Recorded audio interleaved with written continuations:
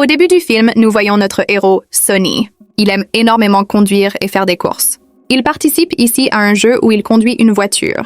Il est prêt à tout pour faire gagner son équipe. Pendant qu'il courait, les autres joueurs essaient de l'arrêter, mais il parvient tout de même à les dépasser. Il ne reste plus qu'un seul joueur contre qui il se bat. Il l'affronte mais finit par le heurter et le dépasser. Il continue de conduire la voiture pendant de nombreux tours et obtient ainsi beaucoup de points pour son équipe. Grâce à Sonny, son équipe remporte la partie. Mais il ne recherche ni le nom ni la gloire. Il aime seulement conduire une voiture. C'est pourquoi, même après avoir gagné le jeu, il ne prend pas le trophée et s'en va après avoir dit au revoir à ses amis. Il se rend dans une blanchisserie où il commence à regarder une affiche. Il y était écrit qu'une course allait avoir lieu dans une zone désertique du Mexique et qu'un conducteur était recherché. Il la lit attentivement mais l'ignore sans y penser davantage. C'est alors qu'un manager de course arrive vers lui, un vieil ami de Sonny, qu'il retrouve après longtemps. Le manager lui dit « J'ai une équipe de Formule 1 dans laquelle j'ai besoin d'un pilote. Tu as toi-même déjà été pilote de Formule I. C'est pourquoi je veux que tu conduises pour mon équipe et que tu la fasses gagner. Parce que mon équipe perd tout le temps. Elle n'arrive même pas à se qualifier dans le top 10. La situation est si mauvaise que le nom de mon équipe n'apparaît même pas parmi les 10 premières. Si cela continue, je serai complètement ruiné. L'équipe se disloquera. Aide-moi, je t'en prie. » Alors Sonny dit « D'accord, je vais y réfléchir. » Ensuite, nous voyons un autre joueur, JP, qui conduit une voiture de course africaine en solo, car il participe lui aussi. On découvre qu'il fait partie de la même équipe dont le manager avait demandé à Sonny de la rejoindre. Là, nous voyons également une fille qui est conceptrice automobile. Elle demande à JP « Y a-t-il un problème à l'intérieur de la voiture? Si oui, dis-le-moi. » JP répond « Oui, il y a beaucoup de problèmes. » Alors la conceptrice se met à examiner ces problèmes pour les corriger et redessiner la voiture afin de gagner la course. Puis Sonny les rejoint. Certaines personnes sont surprises de le voir, tandis que d'autres ne le connaissent même pas. Mais le manager se sent plein d'espoir en le voyant arriver, convaincu qu'il fera gagner son équipe. Sonny rencontre tout le monde et s'installe rapidement dans la voiture de course. Bien qu'il ait conduit de nombreuses anciennes voitures de course afghanes, celle-ci est une voiture moderne. Malgré tout, il la conduit très bien. Il comprend en fait le plan et commence à s'entraîner sérieusement. Mais pendant le test, la voiture s'écrase à un endroit et se détruit. Heureusement sans gros dégâts. Sonny découvre que le problème est que la voiture ne prend pas bien les virages à grande vitesse et finit par s'écraser. La conceptrice promet donc d'y remédier. Pendant ce temps, JP va voir sa mère. Il est très triste. Il lui dit « Non seulement mon équipe ne gagne pas, mais en plus elle est remplie de pilotes désunis. Personne ne veut d'un pilote. Et maintenant, un nouveau pilote est arrivé dans mon équipe qui peut me concurrencer. Je rencontre beaucoup de problèmes. » Sa mère lui répond « Ne t'inquiète pas, concentre-toi seulement sur toi-même. Les jours de course approchent. Comme chaque équipe, la leur a 2 pilotes. Le pilote numéro 1 est JP et le pilote numéro 2 est Sonny. Tous deux jouent un rôle important pour faire gagner leur équipe. Lors d'une conférence de presse, JP se moque de Sonny en disant qu'il est un vieil homme. Mais Sonny ne s'en formalise pas. Les journalistes posent alors des questions étranges à Sonny, notamment sur son passé. « Vous avez eu un très grave accident. Après cela, on ne vous a plus vu pendant 30 ans et vous revenez maintenant en Formule 1. » Sonny est blessé par ces propos et s'en va, repensant toute la nuit à son passé. En effet, il avait eu un accident dans le passé qui l'avait contraint à quitter les courses. Il avait été gravement blessé à l'époque. Le lendemain matin, JP vient s'excuser auprès de lui. « Je t'ai traité de vieillard et j'en ai honte. Je n'aurais pas dû dire cela. » Mais Sonny n'attache pas d'importance à ces choses et continue de s'entraîner. Une nouvelle course débute dans le stade. Elle dure 3 jours. Le premier jour, vendredi, les joueurs font une course normale. Le deuxième jour, ils disputent les qualifications. Le joueur arrivé premier vendredi place sa voiture en tête de la grille et le dernier, tout au fond. Le troisième jour, dimanche, se déroule le championnat. 2 pilotes de chaque équipe participent. Le manager organise une rencontre entre Sonny et l'un de ses investisseurs. Le manager explique « Tous nos investisseurs nous ont quittés. Il ne reste que lui qui croit encore en nous. » L'investisseur ajoute « Je vois quelque chose de bon dans votre équipe. Bientôt, votre société deviendra grande. Voilà pourquoi je reste avec vous. » Puis vient le moment de courir. Dans le premier tour, la voiture de Sonny se retrouve en dernière position. Après le départ, tous les pilotes rivalisent, l'un essayant d'avancer pendant que l'autre bloque. Les pneus de la voiture de JP chauffent énormément. Il doit les changer. Sonny change aussi plusieurs pièces de sa voiture. Mais ces arrêts leur coûtent de précieuses secondes. Puis les 2 pilotes commencent à se battre l'un contre l'autre au lieu de penser à leur équipe. Leurs voitures entrent en collision et sortent de la piste, les éliminant du jeu. JP crie. « Pourquoi as-tu voulu rivaliser avec moi? J'étais le pilote numéro 1, tu étais numéro 2. Tu aurais dû me laisser passer. » Il avait raison. Sonny aurait dû suivre les règles de l'équipe. Les propriétaires de l'équipe le lui reprochent aussi. Sans coordination et esprit d'équipe, nous ne pourrons jamais gagner. Sonny, très affecté, se retire au garage et se plonge dans l'eau froide. Le manager vient le voir. « Tu n'aurais pas dû faire ça. Tu as ruiné ma voiture. Je pense que je vais perdre mes pilotes. Comprends ma situation. » Sonny lui répond. « Ne t'inquiète pas, ton pilote a encore beaucoup à apprendre. D'ailleurs, j'aime beaucoup ta conceptrice automobile. Est-elle mariée ou divorcée? » Le manager s'énerve. « Hé, quel genre de question est-ce là? Ce genre de bêtises n'a pas sa place ici. » Et il s'en va. Peu après, Sonny rencontre la conceptrice et l'invite à discuter dans un café. Il lui dit « Tu devrais redessiner la voiture. » Elle répond « Pourquoi ferais-je ça? Nous travaillons en équipe. Je ne fais rien sans l'accord de tous. Et puis, tout le monde parle de toi. Tout le monde veut savoir pourquoi tu es revenu en Formule 1. » En partant, elle ajoute « Si tu finis la course, alors je serai d'accord avec toi. » Les deux pilotes continuent de s'entraîner chacun à leur manière. L'un adopte une méthode, l'autre une autre. Ensuite, les membres de l'équipe tiennent une réunion pour planifier comment remporter la course. Cette fois, il y aura 52 tours à parcourir. Les voitures devront donc tourner 52 fois autour du même circuit et il faudra impérativement finir en tête au dernier tour. La course commence. Les deux pilotes conduisent remarquablement bien. Sonny rentre au stand pour changer ses pneus. Deux types de pneus sont disponibles. Les pneus tendres, soft, qui donnent beaucoup de vitesse mais s'usent vite, et les pneus durs, hard, qui durent plus longtemps mais sont plus lents. Sonny insiste pour qu'on lui monte des pneus tendres.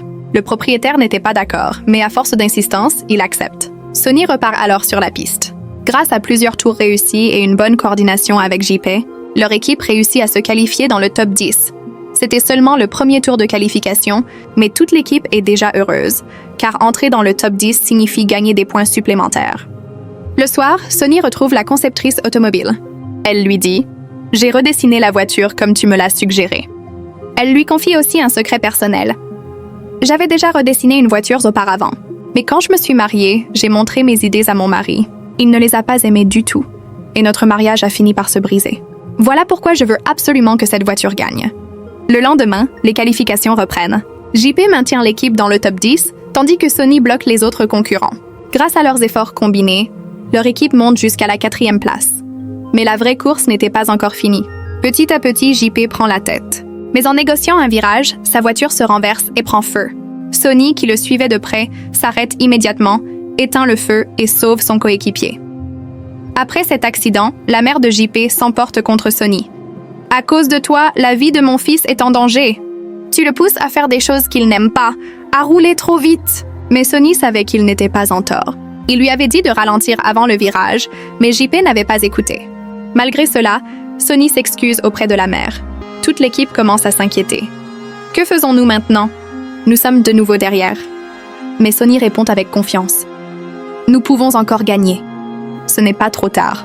Avec une bonne coordination, si nous gagnons 100 millisecondes, la victoire est possible. » Cependant, JP ne peut plus courir car sa main est blessée. Sonny participe donc seul et parvient à maintenir l'équipe dans le top 9. Quelques jours plus tard, JP se rétablit et revient lui aussi sur la piste. Mais dans cette nouvelle course, ils recommencent à s'affronter l'un contre l'autre. JP heurte la voiture de Sonny et l'élimine de la course. De retour au stand, Sonny, furieux, dit à JP « Ne refais jamais ça! Tu ne penses qu'à toi, pas à l'équipe. C'est à cause de toi que nous perdons. » La conceptrice, témoin de cette dispute, les invite tous deux à venir discuter. Elle leur dit « Ne vous battez pas ainsi. Si vous vous affrontez, c'est toute l'équipe qui en pâtira. » Puis elle les fait jouer aux cartes pour détendre l'atmosphère. Tous trois parlent longuement de la course en jouant. Un peu plus tard, le manager de JP arrive et JP s'en va. Sonny et la conceptrice restent seuls. Peu à peu, ils se rapprochent et tombent amoureux, passant de très bons moments ensemble. À minuit, Sonny se tient sur le balcon. Elle le rejoint et lui dit « Je ne comprends toujours pas une chose. Pourquoi es-tu revenu dans cette course? » Sonny lui demande en retour « Et toi, que fais-tu ici? » Elle répond « Je veux montrer à tout le monde, surtout à mon ex-mari, que j'ai des capacités. Je veux que notre équipe gagne, mais je ne peux pas le faire sans toi. Tu dois gagner la course et ainsi je pourrai aussi gagner. » Alors Sonny lui révèle son passé. « J'étais passionnée de conduite. Je devais devenir champion, mais j'ai eu un terrible accident. Mes os ont été brisés, même ma colonne vertébrale a été touchée. J'ai passé des jours alités et tous mes rêves se sont effondrés. Je n'ai plus jamais remis les pieds dans le monde de la course, mais je sais que j'ai encore du potentiel. C'est pour ça que je suis revenue. À ce moment, le manager arrive et, voyant qu'ils s'aiment, leur annonce une mauvaise nouvelle. Les organisateurs de la course veulent saisir nos voitures. Ils pensent que nous avons triché en les concevant. Mais la conceptrice répond « Non, nous avons tous les papiers. Nous n'avons rien fait contre les règles.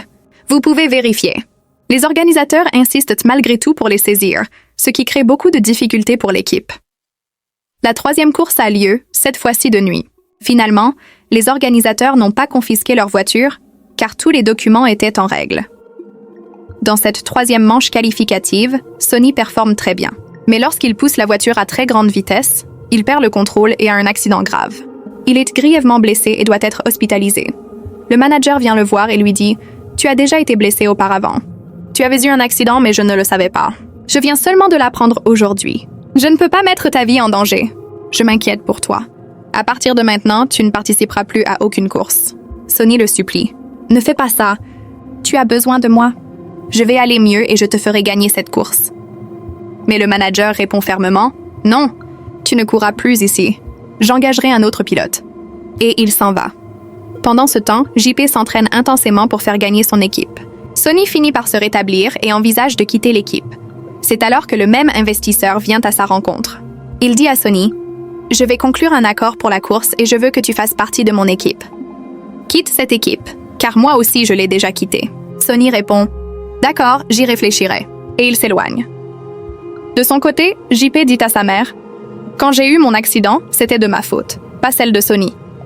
Il m'avait dit plusieurs fois de ne pas rouler trop vite, mais je ne l'ai pas écouté. Tout ce qui m'est arrivé est de ma faute. » Sa mère réalise alors qu'elle s'était trompée en accusant Sonny. Arrive enfin le dimanche, jour du championnat. L'investisseur s'installe auprès de ceux avec qui il a conclu un accord. Il espère que Sonny rejoindra sa nouvelle équipe.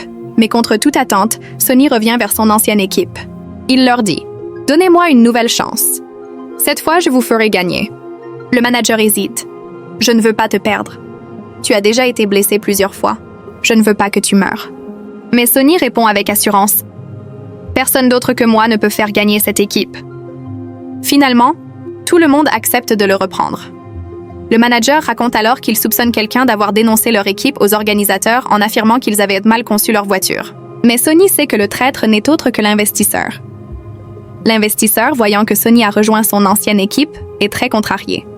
La course du championnat commence enfin. Les deux pilotes doivent absolument faire gagner leur équipe, car tout se joue ce jour-là. Sonny, en tant que pilote numéro 2, accomplit parfaitement son rôle. Il ouvre la voie à JP, bloque les adversaires et lui permet d'avancer. Grâce à leur travail d'équipe, ils parviennent à hisser leur équipe en première position. Mais la course est encore longue. À plusieurs reprises, ils doivent changer les pneus de leur voiture.